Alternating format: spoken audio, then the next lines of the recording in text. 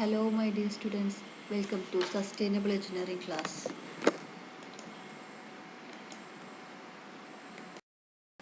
ഇന്ന് നമ്മൾ തേർഡ് മൊഡ്യൂളിൽ തേർഡ് ചാപ്റ്റർ ഡിസ്കസ് ചെയ്യാൻ പോകുന്നത്, അതായത് circular economy and biomimicking. ഈ രണ്ട് ടോപ്പിക്കാണ് നമ്മൾ ഇന്ന് ഡിസ്കസ് ചെയ്യുന്നത്.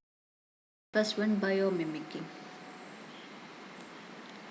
സോ ബയോ മിമിക്കിങ്ങിനെ കുറിച്ച് പറയുകയാണെങ്കിൽ ഇതൊരു പ്രോസസ്സാണ് അല്ലെങ്കിൽ ഒരു മെത്തേഡാണ് ബയോ മിമിക്കിംഗ് എന്നതുകൊണ്ട് ഉദ്ദേശിക്കുന്നത്. അതായത് നാച്ചുറലി ഒക്കർ ചെയ്യുന്ന എന്തെങ്കിലും പ്രൊഡക്ട്സ് അല്ലെങ്കിൽ എന്തെങ്കിലും മെത്തേഡ്സ്, ഓക്കെ, നാച്ചുറലി ഒക്കർ ചെയ്യുന്ന, അതായത് ബയോളജിക്കൽ പ്രോസസ്സുകളോ എന്തെങ്കിലും ഫങ്ഷൻസുകളോ അങ്ങനെ തുടങ്ങിയിട്ടുള്ള കാര്യങ്ങൾ നമ്മൾ എൻജിനീയറിങ്ങിലേക്ക് അല്ലെങ്കിൽ ടെക്നോളജിയിലേക്ക് നമ്മൾ അതിനെ ആപ്ലിക്കേഷൻ അതിനെ കൊണ്ടുവരുന്നതിനെയാണ് ബയോ മിമിക്കിംഗ്. ജസ്റ്റ് ഇമിറ്റേറ്റ് ചെയ്യുക. അതായത് നാച്ചുറലി ഉള്ള ചില പ്രോബ്ലംസിനൊക്കെ സൊല്യൂഷൻസ് നാച്ചുറലി ഉണ്ടാവാം. സോ നാച്ചുറലി ഒക്കറിങ് ആയിട്ടുള്ള ചില ജീവികളുടെ അടുത്തു നിന്നോ അങ്ങനെയൊക്കെ എന്തെങ്കിലും, അല്ലെങ്കിൽ ഏതെങ്കിലും പ്ലാന്റ്സിൽ നിന്നും അല്ലെങ്കിൽ നാച്ചുറലി ഉണ്ടാകുന്ന എന്തെങ്കിലും ഒരു അവസ്ഥകളിൽ നിന്നൊക്കെ നമ്മൾ എന്ത് ചെയ്യുന്നു, ചില പാഠങ്ങൾ ഉൾക്കൊണ്ടിട്ട് അതേ ഒരു ഡിസൈൻ ആസ്പെക്ട്സിൽ നമ്മൾ എന്ത് ചെയ്യുന്നു, ടെക്നോളജിയിൽ ഏതെങ്കിലും ഒരു പർട്ടിക്കുലർ ഫീൽഡിൽ അല്ലെങ്കിൽ സെയിം സിറ്റുവേഷനുള്ള ഒരു ഫീൽഡിൽ നമ്മൾ ടെക്നോളജിയിൽ അതേ ഒരു ഡിസൈൻ ആസ്പെക്ട്സ് അല്ലെങ്കിൽ ആ ഒരു തീം നമ്മൾ യൂസ് ചെയ്യുന്നതിനെ നമ്മൾ ബയോ മിമിക്കിംഗ് എന്ന് പറയും. ഓക്കെ, സോ അതിൻ്റെ മറ്റ് വേർഡ്സ് ആണ് bionics, biognosis, biomimicry or bionical creativity engineering എന്നൊക്കെ പറയും. Application of biological methods and systems found in nature to the study and design of engineering systems and modern technology. അതാണ് ഇതിൻ്റെ ഒരു ഡെഫിനിഷൻ എന്ന് പറയുന്നത്. അതായത് ബയോളജിക്കൽ മെത്തേഡ്സോ അല്ലെങ്കിൽ സിസ്റ്റംസോ, നാച്ചുറലുള്ള ബയോളജിക്കൽ മെത്തേഡ്സിനെയോ സിസ്റ്റത്തിനെയോ നമ്മൾ എന്ത് ചെയ്യുന്നു, ആപ്ലിക്കേഷൻ ചെയ്യുകയാണ്. എവിടെ? Study and design of engineering systems and modern technology. ഇന്നത്തെ മോഡേൺ ടെക്നോളജിയിലും എഞ്ചിനീയറിംഗ് സിസ്റ്റത്തിലേക്കൊക്കെ നമ്മൾ എന്ത് ചെയ്യുന്നു, ഈ നിലവിലുള്ള നാച്ചുറലി ഒക്കറിങ് ആയിട്ടുള്ള ബയോളജിക്കൽ മെത്തേഡ്സിനെയോ സിസ്റ്റത്തിനെയൊക്കെ നമ്മൾ അവിടെ അപ്ലൈ ചെയ്യാം. അതിനെയാണ് നമ്മൾ ബയോ മിമിക്കിംഗ് എന്നുകൊണ്ട് ഉദ്ദേശിക്കുന്നത്. ഓക്കെ, ഇനി ബയോ മിമിക്കിംഗ് ചെയ്ത് കഴിഞ്ഞ ഒരു പ്രൊഡക്റ്റിനെ നമ്മൾക്ക് എന്ത് പറയാം, ബയോമിമിറ്റിക് പ്രൊഡക്റ്റ് എന്ന് പറയാം. ഓക്കെ, അതായത് നമ്മളൊരു പ്രൊഡക്റ്റിനെ ഹോൾ ആസ് സച്ച് നമുക്ക് എന്ത് ചെയ്യാം, ഇമിറ്റേറ്റ് ചെയ്യാം. അതല്ലെങ്കിൽ നമുക്ക് എന്ത് ചെയ്യാം, അതിൻ്റെ ഏതെങ്കിലും ഒരു പർട്ടിക്കുലർ പാർട്ട് അല്ലെങ്കിൽ എന്തെങ്കിലും ഒരു പ്രൊസീജിയർ അല്ലെങ്കിൽ അതിൻ്റെ എന്തെങ്കിലും ഒരു ഫങ്ഷൻസ് അതൊക്കെ നമുക്ക് എന്ത് ചെയ്യാം, ഇമിറ്റേറ്റ് ചെയ്യാം. അതിനൊക്കെ നമ്മൾ ബയോ മിമിക്കിംഗ് എന്ന് പറയും. Okay, human made processes, materials, devices or systems that imitate nature. അതായത് നാച്ചുറലുള്ളതിനെ ഇമിറ്റേറ്റ് ചെയ്തിട്ട് നമ്മൾ എന്ത് ചെയ്യുന്നു, ഹ്യൂമൻ മെയ്ഡ്, മാൻ മെയ്ഡ് ആയിട്ടുള്ള രീതിയിൽ അതിനെ മാറ്റം വരുത്തിയിട്ട് ടെക്നോളജിയിലൊക്കെ നമ്മൾ യൂസ് ചെയ്യുന്നത്. അതിൽ viewing nature as a role model or teacher. അതായത് നാച്ചുറലിലേക്ക് നോക്കിക്കഴിഞ്ഞാൽ നമുക്കറിയാം പല പ്രശ്നങ്ങൾക്കും പല കാര്യങ്ങൾക്കും അതിൻ്റെ സൊല്യൂഷൻ നാച്ചുറൽ തന്നെ ഉണ്ട്, റൈറ്റ്? അപ്പം ഒരുപാട് കാര്യങ്ങൾ മനുഷ്യൻ്റെ സഹായമില്ലാതെ തന്നെ ഒരുപാട് കാര്യങ്ങൾ അല്ലേ നാച്ചുറലിൽ ഒക്കർ ചെയ്യുന്നുണ്ട്. അതിനൊക്കെ നാച്ചുറൽ തന്നെ അതിനൊരു ഹീലിംഗ് ഇഫക്റ്റ് കൊടുക്കുന്നുണ്ട്, റൈറ്റ്? അപ്പം അതിലൊരുപാട് കാര്യങ്ങൾ നമുക്ക് എന്ത് ചെയ്യും, ടെക്നോളജിയിലേക്ക് ഇമിറ്റേറ്റ് ചെയ്യാൻ പറ്റുന്ന രീതിയിൽ ഒരുപാട് കാര്യങ്ങളുണ്ട്. സോ നമ്മളതിനൊരു കീനായിട്ട് നമ്മളത് ഡീപ്പായിട്ട് അനലൈസ് ചെയ്ത് നമ്മളൊരു സ്റ്റഡി നടത്തി കഴിഞ്ഞാൽ നമ്മളുടെ ടെക്നോളജിക്കലി ആയിട്ടുള്ള പല ഇഷ്യൂസിനും സൊല്യൂഷൻസ് നമുക്ക് നാച്ചുറലിൽ നിന്നും കിട്ടും. അങ്ങനത്തെ ഒരുപാട് ഉദാഹരണങ്ങൾ നിലവിലുണ്ട്. ഓക്കെ, ഇപ്പോൾ മെയിനായിട്ട് നമുക്കൊരു ഉദാഹരണം പറയാം, ബ്രിഡ്ജ് ഡിസൈൻ നോക്കാം. സോ ബ്രിഡ്ജിൻ്റെ ഡിസൈൻ എങ്ങനെയാണ് വരുന്നത്, നമ്മൾ പിയേഴ്സ് ഓർ പൈൽസ് ഒക്കെ വെച്ചിട്ട് നമ്മൾ എന്ത് ചെയ്യുന്നു, അതിനെ ബ്രിഡ്ജിന് നമ്മൾ താങ്ങി നിർത്തുന്നുണ്ട് അല്ലേ. അപ്പോൾ അതിൻ്റെ ഡിസൈൻ ആസ്പെക്ട്സ് എന്ന് പറയുന്നത് നമ്മൾ നാച്ചുറലിലേക്ക് നോക്കുകയാണെങ്കിൽ ഒരു ട്രീയുടെ സ്റ്റെബിലിറ്റിയെ നോക്കാം. ഒരു ട്രീ നിൽക്കുന്നത് എങ്ങനെയാണ്, അതിൻ്റെ ഒരു വലിയൊരു തടി, അതിൻ്റെ തടി എന്തൊക്കെ കാര്യങ്ങൾ അതിനെ നിൽക്കുന്നുണ്ട്, അതിൻ്റെ മേലെ അതിൻ്റെ ഒരുപാട് ചില്ലകൾ, അതിൻ്റെ ബ്രാഞ്ചസും ലീവ്സ് ആൻഡ് എല്ലാം അതിൻ്റെ മേലുള്ള എല്ലാ കനികൾ എല്ലാത്തിനെയും കൂടെ ആ ഒരൊറ്റ തടിയിലേക്കാണ് അതിൻ്റെ എല്ലാ ലോഡും കോൺസെൻട്രേറ്റ് ചെയ്തിട്ട് ഒരു സിംഗിൾ ആയിട്ടുള്ള ആ ഒരു ട്രങ്കിലൂടെ നമ്മൾ എന്ത് ചെയ്യുന്നു, അതിൻ്റെ ലോഡെല്ലാം എർത്തിലേക്ക് ട്രാൻസ്ഫർ ചെയ്തിട്ട് സ്റ്റേബിളായി നിൽക്കുന്നു. അതേ ഒരു ഡിസൈൻ ആസ്പെക്ട്സ്, ആ ഒരു തീം തന്നെയാണ് നമ്മൾ ബ്രിഡ്ജിൻ്റെ ഡിസൈനിലും യൂസ് ചെയ്യുന്നത്. ഓക്കെ, ബ്രിഡ്ജിൽ നമ്മൾ എന്താ ചെയ്യുന്നത്, കംപ്ലീറ്റ് ബ്രിഡ്ജിൽ വരുന്ന സൂപ്പർ സ്ട്രക്ചറിൻ്റെ കംപ്ലീറ്റ് ലോഡ് നമ്മൾ എന്താ ചെയ്യുന്നത്, അതിൻ്റെ ഒരു സെൻട്രൽ പാർട്ട് നമ്മൾ അതിനെ താങ്ങി നിർത്തുന്നതിലേക്കാണ് എന്ത് വരുന്നത്, ആ ഒരു കോളത്തിലൂടെയാണ് നമ്മൾ എർത്തിലേക്ക് പാസ് ചെയ്യുന്നത്. അപ്പം ഇത് നമ്മൾ എന്ത് പറയാം, എന്ത് ഒരു ബയോമിമെറ്റിക് പ്രൊഡക്റ്റ് അല്ലെങ്കിൽ ബയോമിമെറ്റിക് പ്രൊസീജിയറാണ് നമുക്ക് പറയാം. കാരണം നമ്മൾ നാച്ചുറൽ നിന്നും എന്താണ് ഇമിറ്റേറ്റ് ചെയ്ത കാര്യങ്ങളാണ്. ഓക്കെ, ഇതുപോലത്തെ ഒരുപാട് കാര്യങ്ങൾ ഇന്ന് നിലവിലുണ്ട്. ഇനി ബയോമിമിക്രി എന്ന് പറയുന്നത് 3 ലെവൽസിൽ നമുക്ക് ചെയ്യാം. എങ്ങനെയൊക്കെയാണ്? ഒന്ന്, natural form of organisms are used for inspiration. അതായത് നാച്ചുറലി ഒക്കർ ചെയ്യുന്ന ഓർഗാനിസത്തിന് ആസ് സച്ച് നമുക്ക് എന്ത് ചെയ്യാം, ഇമിറ്റേറ്റ് ചെയ്യാം. അതിൻ്റെ നാച്ചുറൽ ഫോമിൽ നമുക്ക് ഇമിറ്റേറ്റ് ചെയ്യാം. മറ്റൊന്ന് എന്താണ്, നാച്ചുറലി ഒക്കറിങ് ആയിട്ടുള്ള പ്രോസസ്സുകൾ നമുക്ക് ഇമിറ്റേറ്റ് ചെയ്യാം. ഇനി മറ്റൊന്ന്, ഒരു എക്കോസിസ്റ്റത്തിന് കംപ്ലീറ്റ് നമുക്ക് എന്ത് ചെയ്യാം, ടെക്നോളജിയിലേക്ക് അപ്ലൈ ചെയ്യാം. ഓക്കെ, ഇപ്പോൾ ഫിഗറിൽ തന്നെ കാണിച്ചിട്ടുള്ളത് നോക്കൂ, എയ്റോപ്ലെയിൻ്റെ ഒക്കെ ആ ഒരു വിങ്സും കാര്യങ്ങളും ഈ വലിയ പക്ഷികളുടെയൊക്കെ ചിറകിനോട് സമയുള്ള രീതിയിൽ. അപ്പം അതൊക്കെ എന്താണ്, നാച്ചുറലി ഒക്കറിങ് ആയിട്ടുള്ള രീതിയിൽ അതിൽ നിന്നും ഇമിറ്റേറ്റ് ചെയ്തിട്ട് ഡിസൈൻ ചെയ്തിട്ടുള്ളതാണ്. ഇനി ബയോമിമിക്കിങ്ങിൽ കുറച്ച് സിവിൽ എഞ്ചിനീയറിംഗ് ആപ്ലിക്കേഷൻസ്, അതായത് ഇതുവരെ ലോകത്ത് നടത്തിയിട്ടുള്ള ചില സിവിൽ എഞ്ചിനീയറിംഗ് ആപ്ലിക്കേഷൻസ് നമുക്ക് നോക്കാം. ഫസ്റ്റ് വൺ നോക്കൂ, cement having composition of corals. Corals എന്താ നമുക്കറിയാം, അതായത് കടലിൽ കാണുന്ന പവിഴപ്പുറ്റുകളല്ലേ. ഈ കോറൽസിൻ്റെ ഷെൽസ് നിങ്ങൾ ശ്രദ്ധിച്ചിട്ടുണ്ടാവും. അതെന്താണ്, നല്ല ഹാർഡായിട്ടുള്ള ഒരു ഷെൽസ് ആയിരിക്കും. ഇത് ഇവർ ഫോം ചെയ്യുന്നത് ആക്ച്വലി നാച്ചുറലി കോറൽസ് ഫോം ചെയ്യുന്നത് എങ്ങനെ, അവരുടെ റീഫ്സ് എന്ന് പറയും അല്ലേ, അവരുടെ ആ ഒരു പവിഴപ്പുറ്റ് എന്ന് പറഞ്ഞാൽ റീഫ്സ് ഫോം ചെയ്യുന്നത് സീ വാട്ടറിൽ ഉണ്ടാവുന്ന കാർബൺ ഡൈ ഓക്സൈഡ് എന്ത് ചെയ്യുന്നു, വാട്ടറുമായിട്ട് റിയാക്ട് ചെയ്തിട്ട് കാർബണേറ്റ്സ് ഫോം ചെയ്യും, റൈറ്റ്.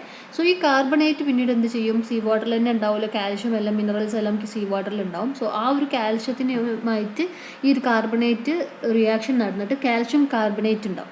ഈ കാൽഷ്യം കാർബണേറ്റ് ആണ് ഈ ഒരു സോളിഡായിട്ട് ഇവരുടെ ഷെല്ല് ഫോം ചെയ്യാൻ വേണ്ടിയിട്ട് അവർ കളക്ട് ചെയ്യുന്നത്. ഓക്കെ, ആ ഒരു മോളിക്യൂൾസ് വന്നിട്ട്, ആ കോമ്പൗണ്ട്സ് വന്നിട്ടാണ് എന്ത് ചെയ്യുന്നത്, ഈ റീഫ്സ് ആയിട്ട് രൂപാന്തരപ്പെട്ടിട്ട് അതിൽ എന്താ പറയുക, ഒരു ഹാർഡ് ഷെല്ലായിട്ട് മാറുന്നത്. സോ ഇതേ പ്രിൻസിപ്പിളാണ് നമ്മൾ സിമെൻറ്റിൻ്റെ മാനുഫാക്ചറിങ്ങിലും യൂസ് ചെയ്തത്. അതായത് സിമെൻറ്റിന് എന്താ ചെയ്യുന്നത്, കാർബൺ ഡൈ ഓക്സൈഡ് ഏതെങ്കിലും പവർ പ്ലാന്റ്സിൽ നിന്നൊക്കെ പുറത്ത് വരുന്ന കാർബൺ ഡൈ ഓക്സൈഡ് കളക്ട് ചെയ്യുന്നു.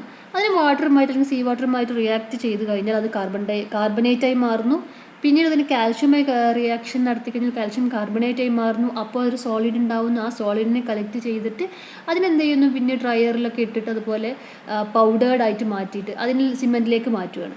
അപ്പോൾ ഈ രീതിയിൽ കോറൽസ് അവരുടെ റീഫ്സ് ഉണ്ടാക്കുന്നത് എങ്ങനെയാണോ അതേ ഒരു പ്രോസസ്സിനെ ഇമിറ്റേറ്റ് ചെയ്തിട്ടാണ് ഈ സിമെൻറ്റിൻ്റെ ഒരു സെയിം മാനുഫാക്ചറിങ് വരുന്നത്. സോ ഇതൊരു മെയിൻ എക്സാമ്പിളാണ്, നമ്മൾ ബയോമിമിക്കിങ് ചെയ്തിട്ടുള്ള ഒരു പ്രൊഡക്റ്റ് എന്നുള്ള ലെവലിൽ സിമെൻറ്റിന് നമുക്ക് വേണമെങ്കിൽ വിളിക്കാം. ഓക്കെ, സോ ഇതാണ് ഫസ്റ്റ് ആപ്ലിക്കേഷൻ എന്ന് പറയുന്നത്. ഇനി മറ്റൊന്ന് നോക്കൂ, പാസീവ് കൂളിങ്സ് ഇൻ ബിൽഡിങ്സ്. നമുക്കറിയാം, നമ്മളിപ്പം ഒരു ബിൽഡിങ്സിലൊക്കെ കൂളിംഗ് എഫക്റ്റ് കൊടുക്കാൻ എന്തൊക്കെ ഒരുപാട് ഫോസിൽ ഫ്യൂൽസ് എനർജി യൂസ് ചെയ്യണം, റൈറ്റ്. ഇപ്പം AC ഫിറ്റ് ചെയ്യുക, AC ഓപ്പറേറ്റ് ചെയ്യുകയാണെങ്കിൽ, അതല്ലെങ്കിൽ മറ്റ് വേറെ എന്ത് എഫക്ട്സ് കൊടുത്തിട്ട് നമ്മൾ ബിൽഡിങ്ങിൻ്റെ ഉള്ളിൽ കൂളിംഗ് എഫക്റ്റ് വെക്കാൻ വേണ്ടി നോക്കുകയാണെങ്കിൽ ഒരുപാട് എനർജി കൺസംഷൻ അത് ആവശ്യമുണ്ട് അല്ലേ. 24 hours കൂളിംഗ് എഫക്റ്റ് കൊടുക്കുക എന്ന് പറയുമ്പോൾ ഒരുപാട് എനർജി കൺസംഷൻ യൂസ് ചെയ്യുന്നൊരു സംഭവമാണ്. പക്ഷേ നാച്ചുറലിൽ അങ്ങനെ ഒരു സംഭവം ഒക്കർ ചെയ്യുന്നുണ്ട്, റൈറ്റ്. അത് ടെർമൈറ്റ് മൗണ്ട്, അതായത് എന്താണ്, ലെഫ്റ്റിലെ ഫിഗർ നോക്കൂ, ടെർമൈറ്റ് മൗണ്ട്, അതായത് നമ്മളുടെ ചിതൽപുറ്റ്. ഈ ചിതൽപുറ്റ് നമുക്കറിയാം, കണ്ടിട്ടുണ്ടാവും, മണ്ണ് കൂട്ടിയിട്ടിട്ട് അവർ ചെയ്യുന്ന ഒരു പ്രത്യേക ഒരു സ്ട്രക്ചറാണ്, റൈറ്റ്. ഇനി ഇതിൻ്റെ ഉള്ളിൽ എപ്പോഴും ഒരു കൂളിംഗ് എഫക്റ്റ് ആയിരിക്കും. അതായത് അത് നാച്ചുറലി അല്ലെങ്കിൽ നാച്ചുറൽ ഓർഗാനിസംസ് ചേർന്ന് ഉണ്ടാക്കിയിട്ടില്ല, അവരുടെ ഒരു സിസ്റ്റമാണത്. സോ അതിൻ്റെ ഉള്ളിൽ എപ്പോഴും ഒരു കൂളിംഗ് ആയിരിക്കും.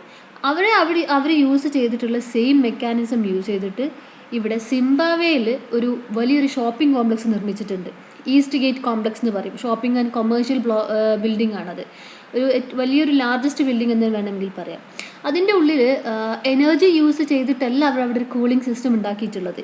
ഈ ടെർമൈറ്റ് മൗണ്ടിൽ ഉപയോഗിച്ചിട്ടുള്ള സെയിം മെക്കാനിസം യൂസ് ചെയ്തിട്ട് തന്നെ അവരുടെ ബിൽഡിംഗ് കൺസ്ട്രക്ട് ചെയ്തപ്പോൾ അവിടെ 24 hours അവിടെ എന്താണ്, ഒരു കൂളിംഗ് എഫക്റ്റ് കിട്ടുകയാണ്.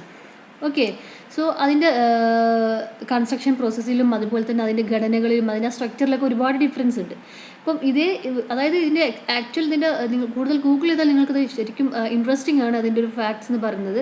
അതായത് ടെർമൈറ്റിൻ്റെ ഉള്ളിൽ ഒരു എന്താ പറയുക, ഒരു ലെയർ എന്നല്ല, ഒരു പാർട്ടായിട്ടായിരിക്കും അത് അവർ കൺസ്ട്രക്ട് ചെയ്യുക. അതിൻ്റെ ഇടയിലൊക്കെ കുഞ്ഞി ഹോൾസ് അല്ലെങ്കിൽ പോർസ് ആയിട്ട് ഉള്ളിലേക്കും പുറത്തേക്കും എയറിന് സർക്കുലേറ്റ് ചെയ്യാനുള്ള കുഞ്ഞിതായിട്ടുള്ള ഒരു വേ അതിൽ ആക്ച്വലി ഉണ്ട്. അപ്പോൾ എന്ത് ചെയ്യുന്നു, നമ്മൾ പുറത്ത് ചൂട് വരുന്ന സമയത്ത് നല്ല ഫ്രഷ് എയർ ആണ് ഇതിൻ്റെ ഉള്ളിലേക്ക് വരുന്നതും അതുപോലെ തന്നെ അവിടെ ഉള്ളിലുള്ള ചൂട് അവിടെ തന്നെ നിൽക്കാതെ ചൂടുള്ള വായു, ഹോട്ട് ആയിട്ടുള്ള എയർ എല്ലാം പുറത്തേക്ക് പോകും.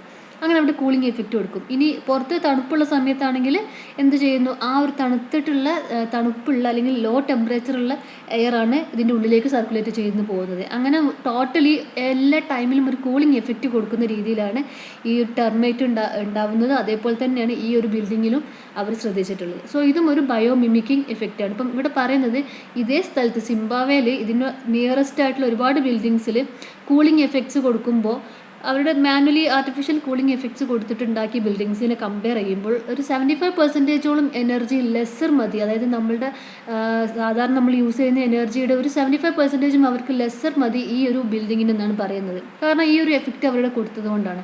സോ ഇതേപോലെ തന്നെ നമുക്ക് എന്താണ് നാച്ചുറലിലേക്ക് നോക്കിക്കഴിഞ്ഞാൽ ഒരുപാട് കാര്യങ്ങൾ നമുക്ക് എന്ത് ചെയ്യാം, ഇമിറ്റേറ്റ് ചെയ്യാനുണ്ടായിരിക്കും.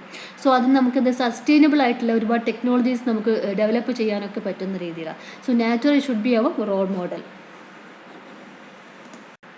ഇനി മറ്റൊരു എക്സാമ്പിൾ നോക്കൂ, സെൽഫ് ക്ലീനിങ് പെയിൻറ്റ്സ്. അതായത് ഇപ്പം നമുക്കറിയാം നമ്മളുടെ എന്തൊരു കാര്യങ്ങളായാലും നമ്മളുടെ എന്തൊരു പ്രൊഡക്റ്റ് ആയാലും നമ്മൾ യൂസ് ചെയ്യുന്നതിനനുസരിച്ച് അതിലെന്തെങ്കിലും എന്താ പറയുക അതിൻ്റെ ഒരു മെയിൻ്റനൻസ് ചെയ്തുകൊണ്ടിരിക്കണം അല്ലെ, ക്ലീനിങ് ഒക്കെ ചെയ്തുകൊണ്ടിരിക്കണം. അതല്ലാതെ അതിന് സെൽഫ് ക്ലീനിങ് എന്ന് പറയുന്നൊരു എഫക്റ്റ് അതിനൊന്നുമില്ല അല്ലേ.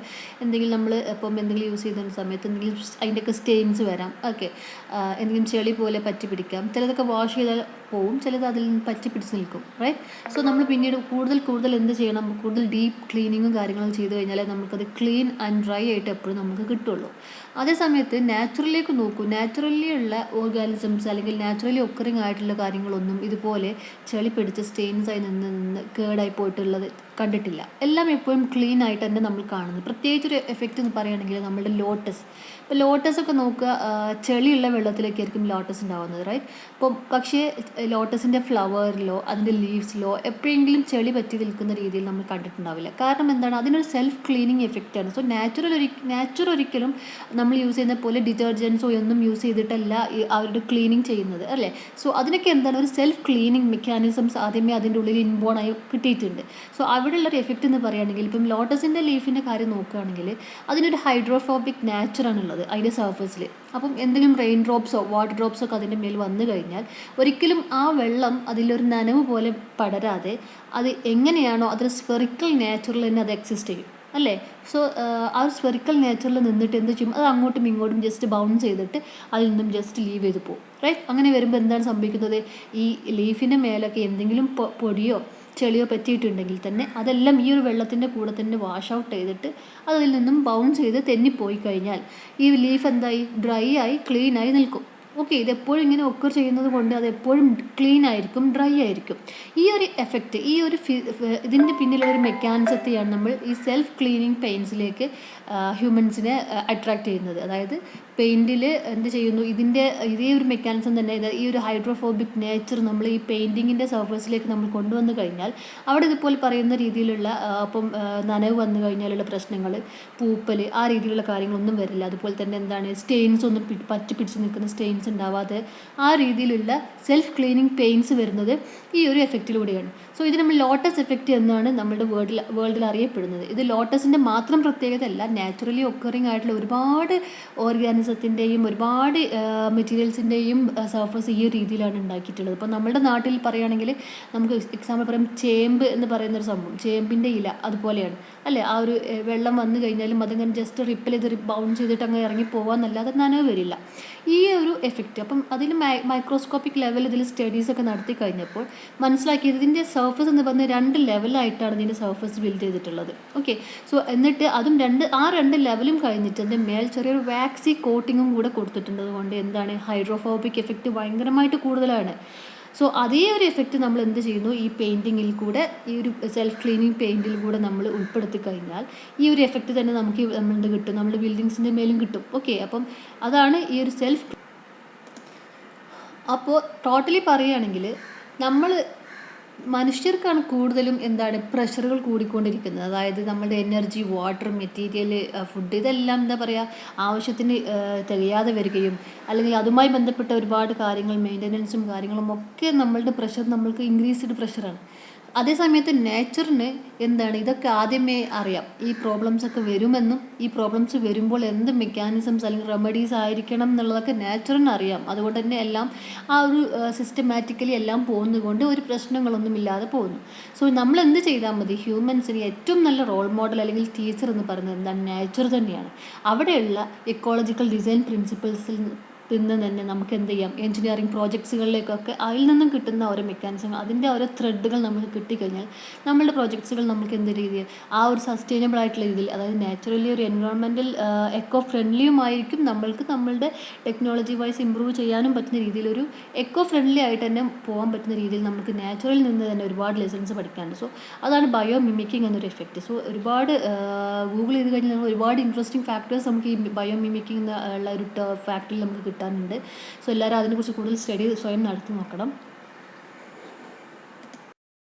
നമുക്ക് ഡിസ്കസ് ചെയ്യാനുള്ള നെക്സ്റ്റ് ടോപ്പിക് എന്ന് പറഞ്ഞാൽ circular എക്കണോമിയാണ്.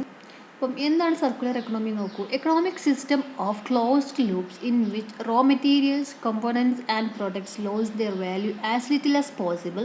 Renewable energy sources are used and system thinking is at the core. അതായത് ഇതൊരു ക്ലോസ്ഡ് ലൂപ്പ് സിസ്റ്റമാണ് ഈ സർക്കുലർ എക്കണോമി എന്ന് പറയുന്നത്.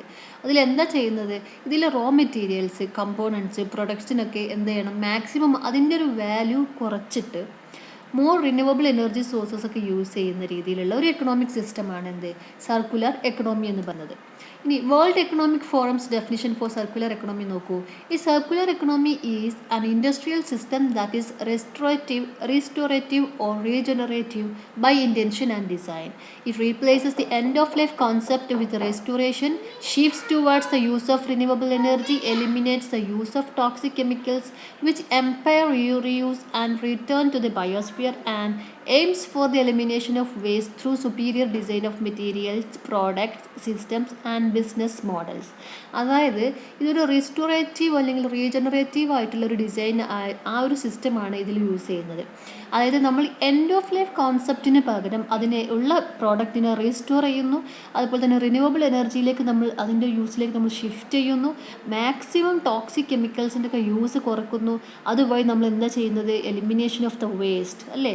അങ്ങനെ വേസ്റ്റിനെ എലിമിനേറ്റ് ചെയ്യാവുന്ന രീതിയിലുള്ള superior design of materials, okay, പ്രൊഡക്ട്സിൻ്റെയും സിസ്റ്റത്തിൻ്റെയൊക്കെ ആ ഒരു ടൈപ്പിലുള്ള ഒരു ഡിസൈൻ കൊണ്ടുവരിക എന്നുള്ളതാണ് സർക്കുലർ എക്കണോമിക്ക് വേൾഡ് എക്കണോമിക് ഫോറം കൊടുത്ത ഡെഫിനിഷൻ.